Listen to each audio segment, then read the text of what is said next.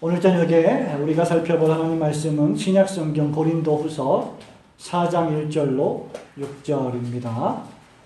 신약 289페이지 고린도후서 4장 1절로 6절, 저와 여러분 한 목소리로 함께 하나님 말씀 봉독하겠습니다. 시작.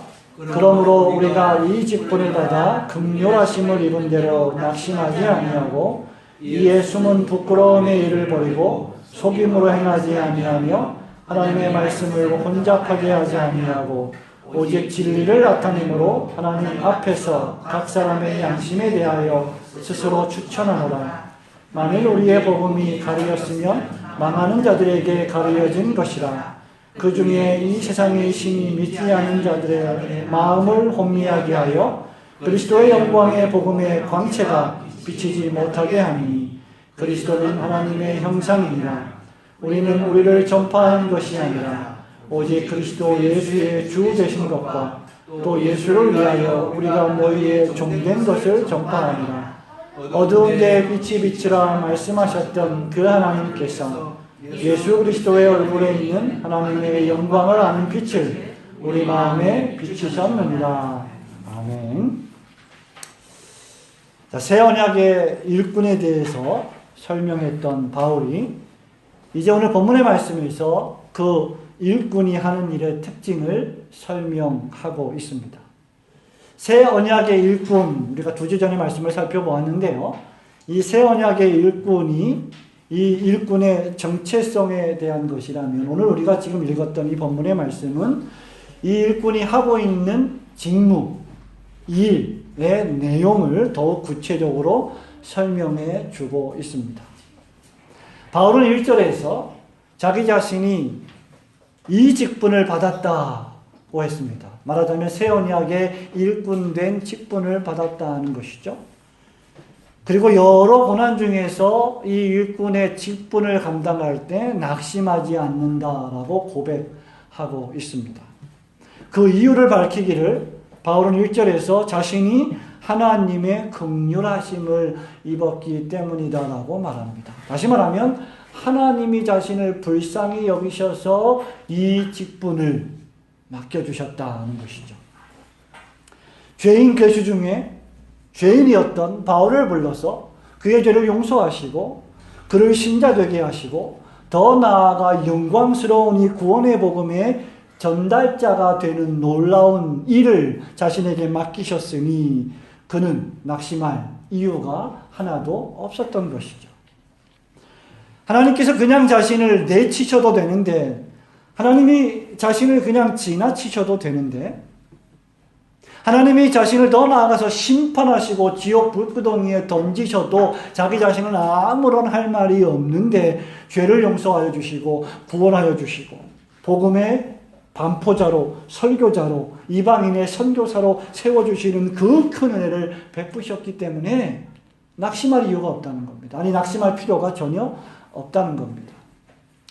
바울은 6절에서 자신이 받은 이런 직분의 원천을 공개하는데 그것은 바로 예수 그리스도의 얼굴에 있는 하나님의 영광을 아는 빛을 자신에게 비추어 주셨기 때문이다라고 말하고 있습니다. 이 놀라운 사실을 자신이 알게 된 이유는 하나님이 자기 마음에 빛을 비추어 주셨기 때문이다라고 지금 바울은 말하고 있는 것이죠. 자신이 전적으로 소망이 없는 죄인임을 깨닫고 예수 그리스도만이 유일한 구세주요 인생의 소망이 된다는 사실을 믿고 예수 그리스도를 영접하게 된 것은 하나님께서 어두운 데에 빛이 비추라, 창세기 1장에서 어두움에 빛을 비추라 하고 명령하셨던 그 하나님께서 바울의 마음에 지금 빛을 비추어 주셨기 때문이다라고 고백하고 있는 것입니다. 디도서 3장 5절에서 바울은 이렇게 말합니다. 우리를 구원하시되 우리가 행한 바 의로운 행위로 말미암지 아니하고 오직 그의 긍휼하심을 따라 중생의 씻음과 성령의 새롭게 하심으로 하셨나니, 이렇게 쓰고 있습니다. 그의 긍휼하심을 따라, 즉 하나님이 우리를 불쌍히 여기셔서 우리를 씻어주시고 성령의 새롭게 하심으로 구원하여 주셨다는 것입니다. 바울은 하나님의 대적자였습니다. 여러분 잘 아시는 대로 바울은 복음을 방해했습니다. 바울은 교회를 싫어했습니다. 바울은 예수 그리스도를 미워했습니다. 바울은 예수 믿는 신자들을 핍박했고 잡아 죽이려 했던 인물이죠. 그러나 하나님은 그를 오래 참으셨습니다. 그것이 바로 긍휼입니다. 그 오래 참아주시는 긍휼을 통하여 바울은 마침내 어두운 그 마음이 밝아져서 바울에게 빛을 비추어 주시는 그 빛으로 말미암아 자신의 과거의 과오를 깨닫고 이제는 새롭게 예수 믿는 사람으로 그리고 더 나아가 복음을 전하는 의미 있는 인생으로 바뀌어진 것입니다. 오늘 고린도후서 강의 7번째를 맞아서 어두운 데 빛이라는 말씀을 통해서 이 말씀의 본문을 함께 묵상하고 은혜 나누기를 소원합니다. 어두운 데 빛이라. 어두운 데에 빛이 비치면 그 사람은, 그 빛을 받은 사람은 오직 복음을 있는 그대로 믿고 있는 그대로 전하게 됩니다. 2절 말씀 우리 함께 읽어볼까요? 이에 숨은 시작. 이에 숨은 부끄러움의 일을 버리고 속임으로 행하지 아니하며 하나님의 말씀을 혼잡하게 하지 아니하고 오직 진리를 나타내므로 하나님 앞에서 각 사람의 양심에 대하여 스스로 추천하노라. 아멘. 우선 바울은 이 빛을 받으면, 이 빛이 마음에 비치게 되면 어떤 일이 벌어지느냐를 지금 부정적으로 설명하는데요. 우선 숨은 부끄러움의 일을 버리고 속임으로 행하지 않는다라고 말하고 있습니다. 여기 숨은 부끄러움의 일은 뭐냐? 보이지 않는 마음의 동기를 가리킵니다. 모티베이션이라고 보통 이야기하죠. 행동을 움직이게 하는 마음은 보이지 않아요. 그래서 숨은 부끄러움의 일입니다. 그 마음의 동기가 부끄럽다는 것이죠. 그리고 여기 속임으로 행한다 하는 말은 사람을 착각하게 만들어서 그 사람을 속이는 마술과 같은 트릭이나 속임수의 기법을 가리킵니다. 성도 여러분, 사람을 속이는 행동은 어디에서 나올까요? 마음에서 나옵니다. 어떤 마음에서 나올까요? 그 마음의 숨은 동기에서 나옵니다. 바울은 이것을 숨은 부끄러움의 일이다라고 지금 말하고 있는 것이죠. 말하자면 지금 바울을 음해하고 있는 거짓 교사들은 드러나지 않는 자기 자신의 마음속에 꼭꼭 숨어있는 어떤 플랜, 어떤 계획, 어떤 목적을 달성하기 위해서 하나님의 말씀이 아닌 세속적인 수단을 사용하고 있는 것입니다. 그 마음에 숨은 동기가 부정하고 깨끗하지 않고 선하지 않고 사악하기 때문에 그 마음에서 흘러나오는 행동 역시 어때요? 진실이 아니고 거짓입니다. 속임수입니다. 누가 봐도 훤히 알게 되는 속임수를 그들은 마음의 동기로부터 발산하게 되는 것입니다. 바울은 이런 잘못된 동기에 기초한 잘못된 행동의 대표적인 모습을 2절 중반에서 뭐라고 말하고 있습니까? 하나님의 말씀을 혼잡하게 하는 것으로 이야기하고 있습니다. 진짜 일꾼, 진짜 직분, 진짜 사역자와 가짜 일꾼과 가짜 사역자의 분별은 어떻게 하느냐? 말씀을 혼잡하게 하느냐? 그렇게 하지 아니하게 하느냐라는 것입니다.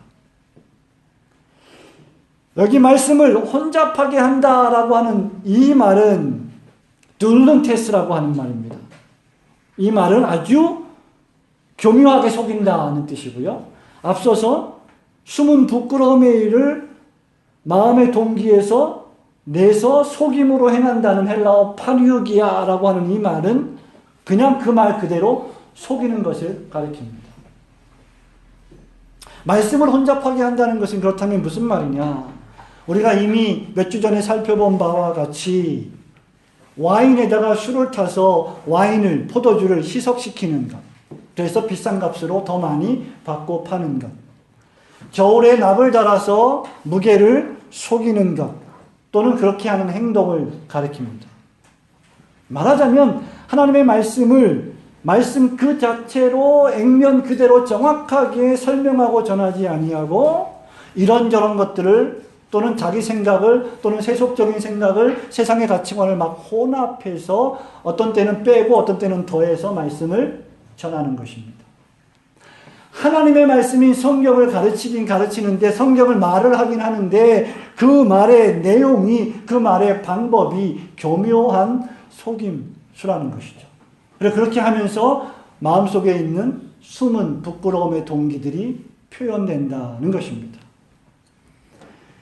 고린도후서 11장 3절에 보면 이것이 누가 사용한 것이냐 바로 뱀이 하와를 미혹할 때 사용한 것이고 그때 이렇게 말합니다. 뱀이 간계로 하와를 미혹했다라고 했습니다.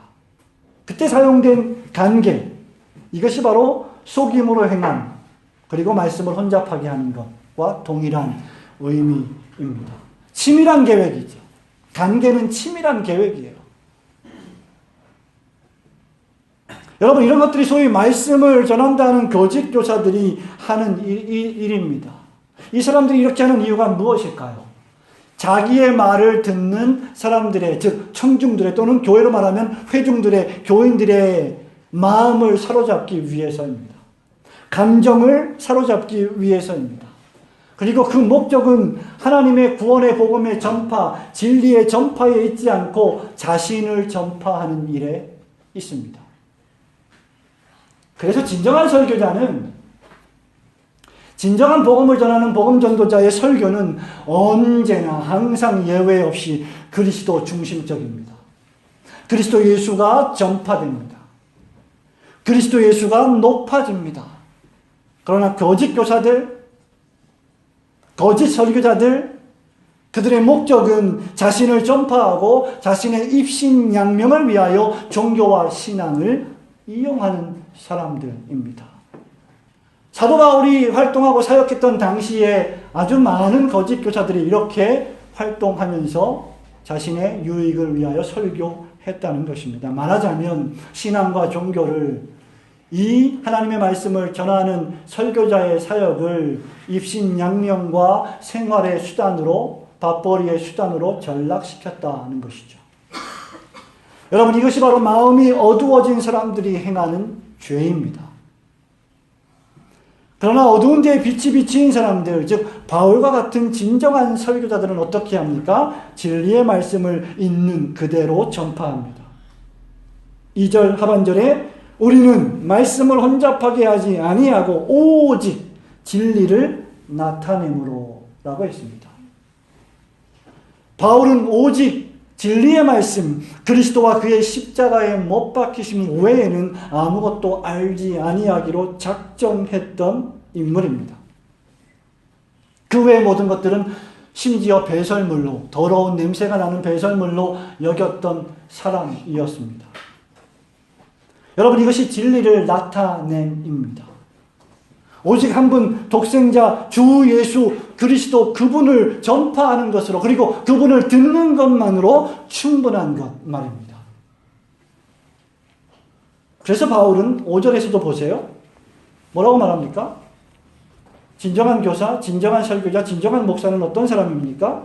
우리를 전파하지 않고 그리스도 예수께서 우리의 주 되신 것과 우리가 너희의 종 된 것을 전파한다 라고 했던 것입니다.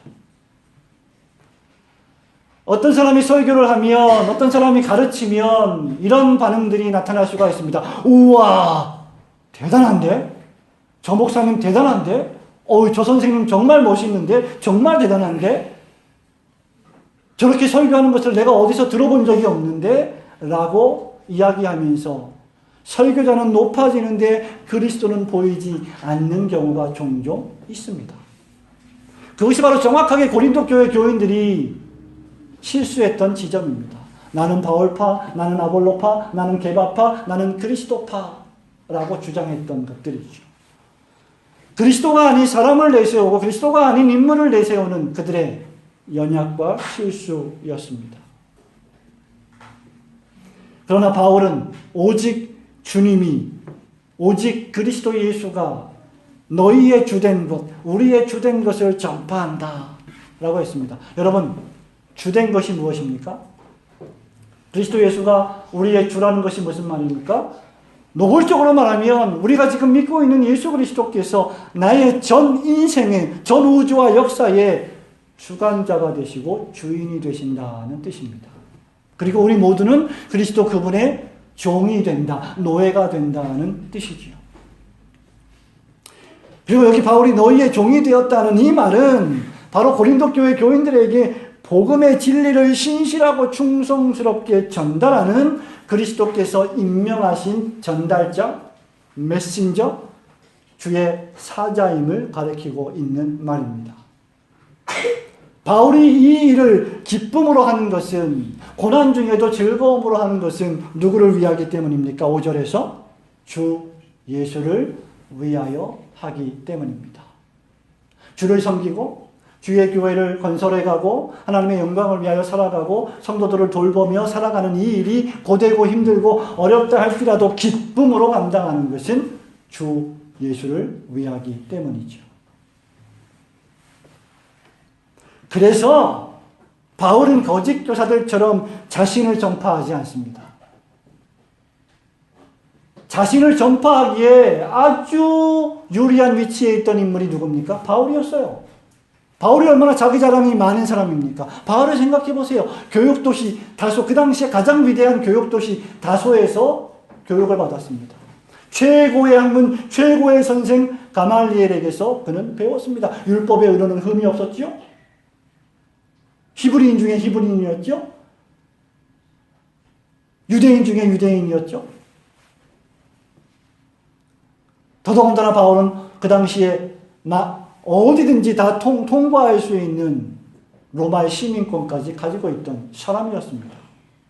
자기 자신을 내세울 것 같으면 얼마든지 내세울 수 있는, 꿀릴 것이 없는 인물 바울이었어요. 그런데 바울은 그렇게 살지 않았습니다. 자신을 내세우지 않았습니다. 말씀을 혼잡하게 하여 속이는 거짓 교사들처럼 생계를 위하여, 이익을 위하여 경건을, 신앙을 도구로 사용하지 않았습니다. 여러 가지 기교를 섞어서 거짓말을 하고 환상적인 트릭을 사용해서 사람들의 감정, 교인들의 감정을 현혹하지 않았습니다. 그들은 오직 그리스도 그분과 그분이 우리를 위하여 하신 일과 그리고 앞으로 그분이 우리를 위하여 다시 오셔서 하실 진리의 말씀만을 전파했습니다. 왜냐하면 5절 말씀에서 말하고 있는 것처럼, 2절 말씀에서 말하고 있는 것처럼 그들은 하나님 앞에서 행했기 때문입니다. 그들 앞에 하나님이 계셨기 때문이죠. 바울은 또다시 2장 15절에 이어서 하나님 앞에서, to theo, 하나님 앞에서라는 용어를 사용하고 있습니다. 바울은 하나님 앞에 서 있고 고린도 교회 각 성도들의 양심이 그것을 증거하고 있습니다. 어두운 데에 빛이 비치면 오직 주 예수 그리스도의 복음을 있는 그대로 믿고 전하여 준 그대로 믿고 전하여 준 그대로 본인도 증거하게 되어 있는 것입니다. 하나님의 말씀을 가감없이 우리에게 계시하여 주신 그대로 믿고 그대로 받으며 그대로 전하는 성도들이 되시기를 주님의 이름으로 축원합니다. 두 번째로요, 어두운 데에 빛이 비치면 세상의 불신과 세상의 악이 드러나게 되어 있습니다. 3절과 4절 말씀 같이 읽어볼까요? 만일 우리의 복음이 가리였으면, 시작. 만일 우리의 복음이 가리였으면 망하는 자들에게 가려진 것이라. 그중에 이 세상에 신이 믿지 아니하는 자들의 마음을 혼미하게 하여 그리스도의 영광의 복음의 광채가 비치지 못하게 함이니 그리스도는 하나님의 형상이니라. 아멘. 바울은 지금요, 어두운 데에 빛이 비치면 발생하는 두 가지 결과에 대해서 우리에게 설명합니다. 지금 바울이 말하고 있는 빛은 뭘까? 바울이 말하고 있는 빛은 복음이라고 말할 수 있습니다. 3절을 보세요. 만일 우리의 복음이 가리였으면, 만일 우리의 복음이 가리였으면, 이렇게 말하고 있죠. 그죠? 4절에 보면 그리스도 영광의 복음에 뭐라고 말했습니까? 뭐요? 광채. 광채가 뭡니까? 빛이 영광스럽게 비추는 것, 광채라고 말하는 거죠. 그죠? 뭐가요? 복음이 광채가 난다 그 말입니다. 6절에서도 예수 그리스도의 얼굴에 있는 하나님의 영광을 아는 빛이라고 했습니다. 그렇다면 복음은 하나님을 알게 하는 빛이요, 그리스도를 아는 빛입니다. 이 복음이 참되게 바르게 설교되고 이 복음이 참되게 바르게 전파되는 곳이면 어디든지 두 가지 결과를 낳습니다. 첫 번째는 복음 전파의 긍정적인 결과를 낳게 됩니다. 그것이 무엇입니까? 믿는 자들이 생긴다는 것입니다. 믿음으로 말미암아 구원과 영생을 얻는 기능입니다. 사도행전 16장 31절 32절에서 이렇게 말합니다. 주 예수를 믿으라. 그리하면 너와 네 집이 뭘 얻는다고요? 구원을 얻으리라. 주의 말씀을 그 사람과 그 집에 있는 모든 사람에게 전하더라. 그죠? 로마서 10장 9절과 10절에서 바울이 또 말합니다. 내가 만일 너의 입으로 예수를 주로 시인하며 또 하나님께서 그를 죽은 자 가운데서 살리신 것을 내 마음에 믿으면 구원을 얻으리라. 사람이 마음으로 믿어 의에 이르고 입으로 시인하여 구원에 이르느니라. 그리고 나서 17절에서 뭐라고 말합니까? 그 유명한 말씀. 믿음은 들음에서 나며 들음은 그리스도의 말씀으로 말미암았느니라. 그러니까 그리스도의 복음의 말씀이 들려져야 믿음이 생겨질 수 있는데 그 복음의 말씀이 순수하게 선포되면 그곳에는 어디든지 반드시 믿는 자가 생기고 구원을 얻는 자가 생긴다는 겁니다. 문제는 뭐냐? 우리가 복음을 전하지 않는다면 그런 일은 벌어지지 않는다는 것이죠. 복음을 듣고 진심으로 믿으면 그는 구원을 얻습니다. 이 복음은 복을 주고 주 안에 있는 나에게 찬송가 있는 가사처럼 주 안에 있는 나에게 딴 근심이 없습니다라고 고백하게 만드는 복음입니다. 그래서 복음이죠. 전혀 딴 근심이 없는 즐거움과 행복을 줍니다. 여호와 한 분만으로 완전히 만족하는 삶을 제공합니다. 여호와는 나의 목자시니 내가 다른 것이 필요하지 않습니다. 나는 아무런 결핍된 것이 없습니다라고 고백하게 됩니다. 그게 복음 전파가 주는 놀라운 기능이요 열매입니다. 그런데 문제는 이 똑같은 복음이 어떤 경우에는 전혀 다른 부정적 기능을 낳는다는 것이죠. 그것이 바로 우리가 읽은 3절과 4절의 말씀입니다. 그것이 무엇입니까? 복음을 선포할 때, 십자가 복음을 전할 때 세상의 불신과 죄와 악이 드러나는 것입니다. 3절에서 복음이 어떻게 됐다고 했어요? 예? 만일 우리의 복음이 가리였으면 우리가 복음을 전하고 우리가 설교하고 우리가 전도하는데 왜 복음이 가리웁니까? 왜 복음이 전파되지 않습니까? 여러분, 가리였다는 게 뭐예요? 우리 사이에 뭔가 벽이 있다는 것이죠. 이게 통과되지 않는다는 것이죠. 중간에 가림막이 있어서 빛이 비치지 못한다는 것입니다. 여전히 그래서 그 지역은, 그 사람은 어두운 겁니다. 그런데 이런 사람들은 망하는 사람들이라고 바울이 말하고 있습니다. 망하는 사람들에게는 복음의 빛이 가리워져 있다. 이렇게 말하고 있는 것이죠. 그리고 이어서 4절에 보면 그들이 이렇게 복음에 반응하지 못하는 이유는 이 세상의 신이 믿지 아니하는 자들의 마음을 어떻게 했다고요? 혼미하게 하기 때문이다. 라고 말했습니다. 말하자면 두 가지입니다. 우리가 복음을 전할 때 여전히 어떤 사람들이 믿지 않고 어떤 사람들은 어두움에 처해 있는 이유는 두 가지인데, 하나는 믿지 않는 사람들의 불신의 마음, 죄죠. 여전히 흑암과 어두움 가운데 있는 그 마음, 그리고 이 세상의 신인 사단의 미혹으로 인해서 변화되지 못하는 마음을 가리키고 있습니다. 결국 그들이 의심과 불신으로 믿지 않아서 형벌을 당하고 심판을 당하는 이유는 그들의 불신과 이 세상 신인 마귀의 사단의 유혹의 합작품입니다. 결국 복음 전파에 하나의 역할 또는 기능이 있다고 하면 그것은 이 세상의 신이 존재를 드러내고 그 역할이 드러나게 하는 것입니다. 비신자들은 왜 그리스도를 거절하고 믿지 않을까요? 그들은 우리가 전하는 복음, 우리가 믿는 복음이 황당하고 불합리하다고 생각하기 때문입니다. 이미 고린도전서에서 바울이 복음을 전할 때요, 십자가 복음을 전할 때 뭐라고 말했습니까? 이 복음이 유대인에게는 꺼리끼는 것이요, 유식한 헬라인에게는 어리석은 것이다. 그들이 볼 때는 복음보다는요, 이 세상의 처세술과 가치관으로서의 세상 지혜가 훨씬 더 신뢰하고 믿을만하고 자기 자신을 지켜줄 수 있다고 생각하는 것입니다. 그래서 그리스도 예수보다 세상 지혜를, 세상 권력을, 세상 신을 더 신뢰하게 되는 것이고, 그런 사람들에게는 복음이 가리워지는 것입니다. 그래서 복음 설교와 복음 전파는 그들을 매우 혼란스럽게 하고 당황하게 만들 것입니다. 왜? 그 어두움이 드러나기 때문이죠. 우리의 복음 전파로 말미암아. 왜냐하면 복음의 가치관과 사단의 가치관이 다르기 때문입니다. 사단은 이 어두움의 세상의 주관자이지만 하나님은 빛의 세상의 주관자이십니다. 그리고 어두움도 통치하시는, 사단도 통치하시는 전능하신 하나님이십니다. 사단의 주특기가 무엇입니까? 어두움이에요. 거짓말입니다. 속임수의 명수입니다.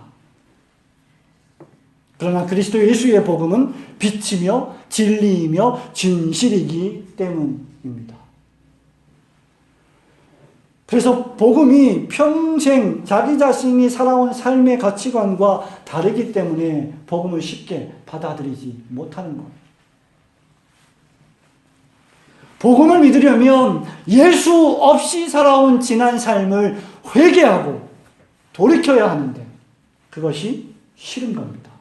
그걸 인정하기가 너무너무 싫은 겁니다. 복음을 믿으려면 그래서 우리 마음이 혁명적으로 변해야 하는데 내 마음을 내가 스스로 변할 수 없을 정도로 내 마음을 내가 잘 모르겠기 때문입니다.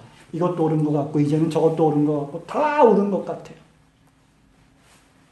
성도 여러분, 아무리 우리가 세상에서 볼 때요 훌륭하고 인정받는 지식인이라고 할지라도 하나님께서 복음의 빛을 그 사람의 마음에 비추어 주시지 않는다면 그는 기껏해야 이 세상을 바라보고 영혼을 바라보지 못하고 이 세상을 바라보고 100년, 120년 살다가 죽는 사람이 됩니다. 그는 지독히도 어두운 세상 속에서 갇혀 사는 것입니다. 고상하게 사는 것 같고 멋있게 사는 것 같지만 속은 회칠한 무덤으로 가득하게 죄와 악 속에 살아가게 되는 것입니다. 그러나 여러분, 훌륭하지 않고요, 그 지식이나 배움이 탁월하지 않더라도 이 복음의 빛이 빛주임을 받은 신자는 어린 아이처럼 예수님을 전적으로 의지합니다. 우리 예수님께서 왜 어린아이를 자꾸 말씀하는지 아십니까? 바로 이것 때문입니다.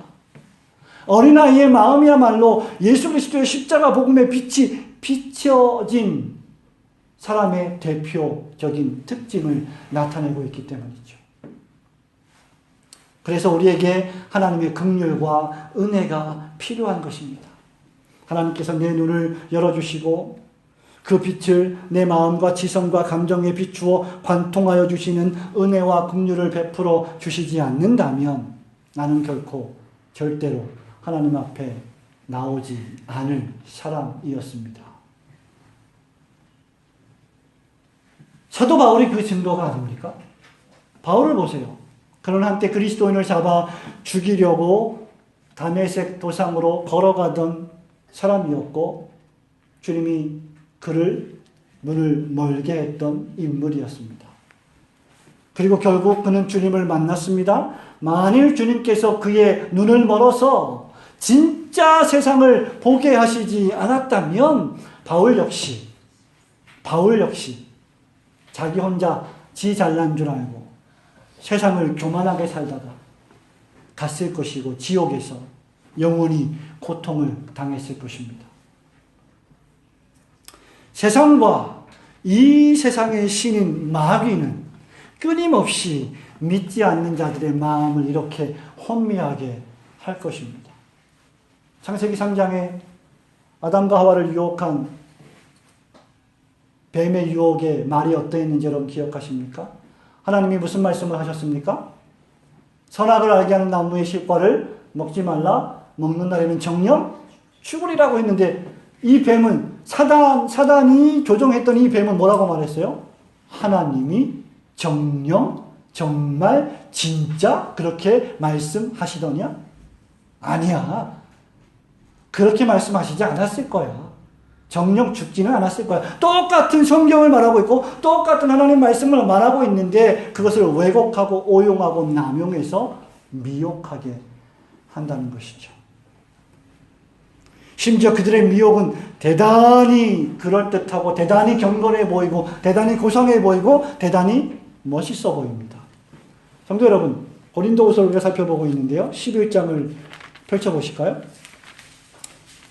11장 14절 15절입니다. 14절 15절 같이 읽어볼까요? 시작.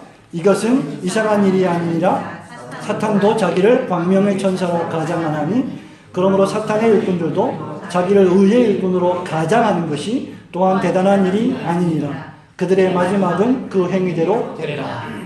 여러분, 사단도 의의 천사처럼 가장을 하고 있다고 했습니다. 그러니 눈에 보이는 것이 전부가 아니라는 것이죠. 제가 말씀드린 바와 같이 과연 그가 그리스도를 높이고 있는가 아니면 자기 자신을 높이고 있는가를 성도들은 분별할 수 있어야 합니다. 이 말씀이 우리에게 주는 교훈이 무엇입니까? 우리는 모든 세상을 다 구원할 수 없다는 겁니다. 복음은 이미 우리가 수차례 고린도후서 말씀을 생각해 보았듯이 어떤 사람에게는 영생에 이르는 향기로운 냄새이지만 또 어떤 사람에게는 죽음에 이르는 심판의 냄새라고 바울이 이미 말한 바 있습니다. 이 말이 무슨 말입니까? 어떤 사람은 우리가 복음을 전할 때 그 복음을 받아들이고 예수를 믿고 영접하고 믿음의 의대로 따라서 순종하며 살지만 어떤 사람은 더욱 완고하고 강팍해져서 복음을 배반하고 진리를 따라 살지 않고 세상 방식대로 살아간다는 거예요. 그러니 우리는 모든 사람을 다 구원할 수가 없다는 겁니다. 여러분이 신앙생활을 할 때 복음을 전하는 전도자로 살 때 만나는 이웃들에게 복음을 전할 때 모든 사람들에게 환영을 받을 것이라고 생각하지 마십시오. 특히 복음 전도자들, 목사들, 장로님들, 전도하기를 원하는 자들은 늘 이것을 생각하면서 낙심하지 않아야 합니다. 우리 요한복음 말씀 생각하고 있죠? 세상이 너희를 미워하면 이상하게 여기지 마라. 너희를 미워하는 것이 아니라 먼저 나를 미워하는 것이다. 진리를 미워하는 것이다. 그러니 너희를 미워하는 것은 당연하다라고 우리 주님이 위로하신 바 있습니다.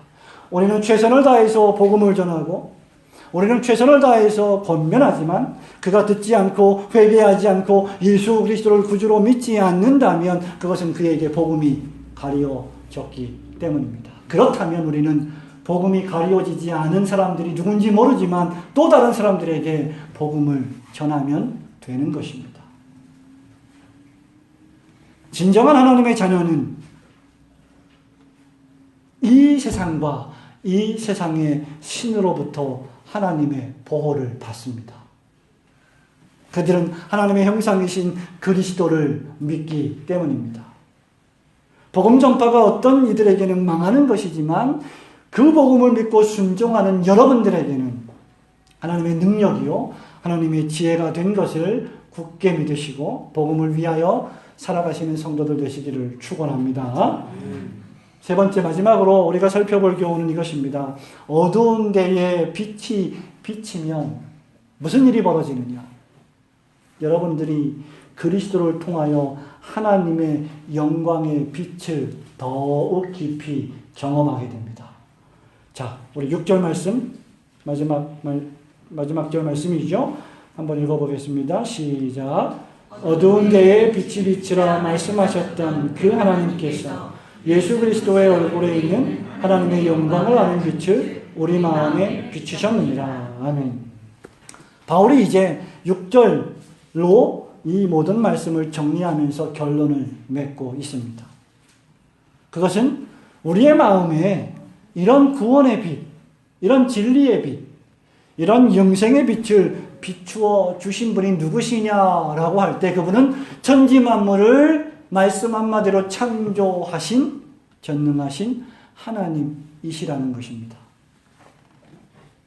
세상을 창조하실 때 우리 하나님께서 뭐라고 말씀하셨습니까? 흑암이 어둠 가운데 혼돈 가운데 있을 때 Let there be light. 빛이 있으라 하시니 빛이 있음에 하나님 보시기에 좋았더라 라고 말씀하신 분이십니다. 그리스도의 십자가 복음이 우리에게 향기가 되고 영생이 되고 기쁨이 되고 그래서 예수를 믿고 그분을 위하여 살아가는 것이 행복하고 즐거운 일이 되는 유일한 이유는 하나님께서 그 복음을 알게 하는 빛을 놀랍게도 우리 마음속에 비추어 주셨기 때문입니다. 이 빛은 하나님의 영광을 아는 빛입니다. 땅이 혼돈하고 공허하며 흑암이 깊음 위에 있을 때 하나님이 빛이 있으라 하심으로 세상에 밝은 빛이 탄생되었고 비추어졌습니다. 어두움이 물러갔습니다. 온 세상이 이 하나님의 영광의 빛으로 충만했습니다. 시편 19편 1절에 뭐라고 고백합니까? 시인이 하늘이 하나님의 영광을 선포하고 하늘 아래에 있는 궁창들이 그 손으로 하신 일을 나타내고 있다. 피조된 모든 만물이 하나님의 영광의 빛을 발산하고 있다는 것입니다. 그래서 우리가 세상을 돌아다닐 때 산을 볼 때 바다를 볼 때 강을 볼 때 모든 동식물을 볼 때 하나님의 영광으로 충만한 그 빛을 우리는 보게 되는 것이죠. 그러나 인간의 불순종과 배반으로 말미암아 온 세상과 인간이 타락했고 하나님의 이 영광의 형상을 잃어버렸습니다. 세상에는 죄와 악이 관영했고 사단의 속임수와 악이 넘쳐났고 그 속임수와 악은 지금도 계속되고 있습니다. 하나님이 만드신 영광의 아름다운 세상이 인간의 탐욕과 사단의 교만으로 어두워졌고 엉망이 되었습니다. 그러나 하나님은 세상을 포기하지 않으셨고 여러분을 포기하지 않으셨습니다. 주 예수 그리스도를 이 흑암의 세상에 빛을 비추어 주시는 분으로 보내셨기 때문입니다. 믿으시기를 축원합니다. 이사야 선지자는 일찍이 이것을 예언한 바 있죠. 이사야 9장 2절에 흑암에 행하던 백성이 그 다음 큰 빛을 보고 흑암에 행하던 백성이 큰 빛을 보고 사망의 그늘진 땅에 거주하던 자에게 빛이 비치도다. 예수 그리스도의 성육신을 예언하고 있는 선지자 이사야의 말씀입니다. 갈라디아서 4장 4절에 때가 참에 하나님께서 그 아들을 여자에게서 나게 하심으로 그분이 그 빛이 이 세상에 오셨습니다. 그분은 세상의 빛이었고 사람들의 생명이었다고 요한복음 1장에서 요한이 말하고 있지요. 세례 요한은 누구냐? 바로 이 빛에 대하여 증거하러 왔던 선지자이었습니다. 성도 여러분, 저와 여러분은 이 하나님의 영광의 빛을 도무지 알 길이 없지만 그것을 알 길이 하나 있는데 바로 하나님의 형상으로 오신 독생자 주 예수 그리스도를 통해 그 영광을 보고 알게 됩니다. 요한은 요한복음 1장 14절에서 이렇게 말하죠. 말씀이 육신이 되매 우리 가운데 거하심에 우리가 그 영광을 보니 은혜와 진리가 충만하더라. 신자는 그리스도 예수를 믿음으로 하나님의 자녀가 되는 권세를 얻고 은혜와 진리로 충만한 하나님의 영광의 빛을 보게 되는 것입니다. 이것이 우리 마음속에 일어나는 중생의 변화입니다. 회심의 결과입니다. 죄와 악은 물러가고 의와 생명이 심겨지는 것이죠. 그래서 우리의 영혼 속에는 하나님이 주시는 하나님으로 오신 그 은혜와 진리가 충만해지는 것입니다. 점점 죄를 멀리하고 의를 추구하게 되어 가는 생명. 그 생명이 우리의 영혼 속에서 시작된 것입니다. 그것이 바로 하나님의 영광을 아는 빛이요. 그것이 바로 지금 바울이 6절에서 말하고 있는 그리스도의 얼굴에 있는 빛입니다. 그렇기 때문에 하나님의 영광의 빛을 본 사람, 아니 하나님의 영광의 빛으로 비침을 당한 사람은 영광스럽게 변화하는 사람입니다. 신자는 자기 마음을 비추어 주신 이 하나님의 영광을 노래하는 사람입니다.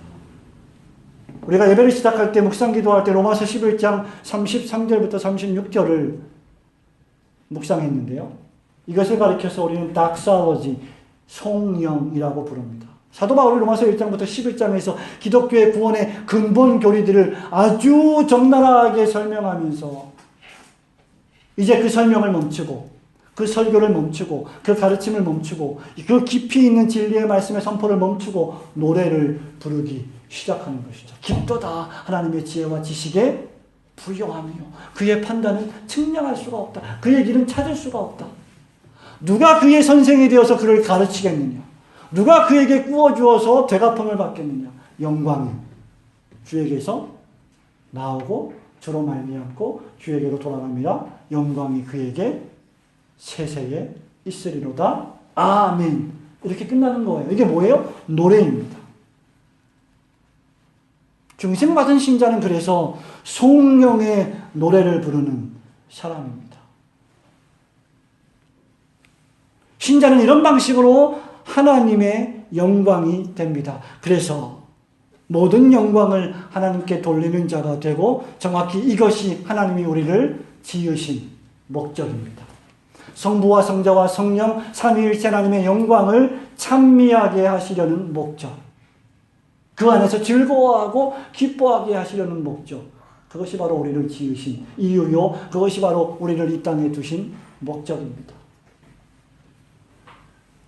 성도 여러분, 바울은 고린도후서 3장 18절 우리가 지금 살펴보고 있는 그 말씀 바로 전절에서 뭐라고 말합니까? 3장 18절을 한번 같이 읽어볼까요? 우리가 시작. 우리가 다 수건을 벗은 얼굴로 거울을 보는 것 같이 주의 영광을 보내 그와 같은 형상으로 변화하여 영광에서 영광에 이르니 곧 주의 영으로 말미암으니라. 아멘. 이것입니다. 영광에서 영광에 이르도록 그리스도와 같은 형상으로 변화하는 것. 하나님의 형상을 완전히 회복하는 것. 그래서 영광스러운 지복의 상태로 들어가는 것. 그것이 바로 하나님이 우리를 지으신 목적입니다. 우리가 하나님을 영화롭게 하는 것이 아니라 하나님께서 우리를 영광스럽게 하실 것입니다. 우리를 영화롭게 해서 우리로 하여금 하나님의 영원하신 영광을 찬미하는 이 영광이야말로 우리가 흔히 말하는 예정의 목적이요, 작정의 목적이요, 구원하신 목적입니다. 우리를 직분자로 설교자로 부르시는 유일한 목적입니다. 사랑하는 성도 여러분, 말씀을 읽습니다. 만일 하나님의 영광을 아는 빛을 하나님이 우리 마음에 비추셨다면 우리가 할 일은 무엇일까요? 그 빛 안에서 안식하는 것입니다. 그리고 그 빛을 더욱더 사모하는 것입니다. 여러분은 거기서 만족하셔는 안 됩니다.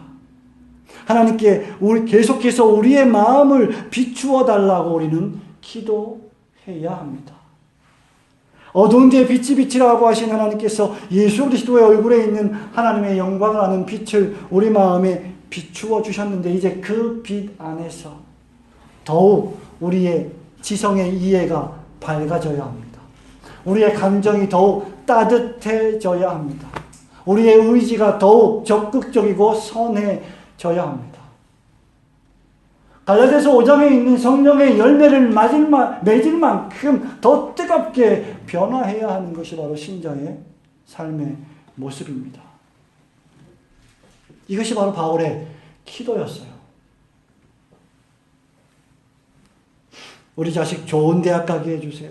우리 자식 잘 되게 해주세요. 이런 것만이 기도가 아니라 바울은 이런 하나님의 영광을 아는 빛을 비추어 달라고, 깨닫게 해달라고 그렇게 기도했습니다. 성도 여러분, 저와 함께 마지막으로 에베소서 1장을 펼쳐보시기 바랍니다.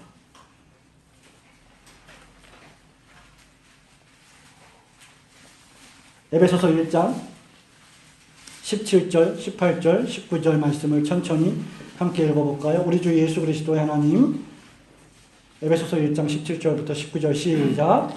우리 주 예수 그리스도의 하나님, 영광의 아버지께서 지혜와 계시의 영을 너희에게 주사 하나님을 알게 하시고 너희 마음의 눈을 밝히사 그의 부르심의 소망이 무엇이며 성도 안에서 그 기업의 영광의 풍성함이 무엇이며 그의 힘의 위력으로 역사하심에 따라 믿는 우리에게 베푸신 능력의 지극히 크심이 어떠한 것을 너희로 알게 하시기를 구하노라.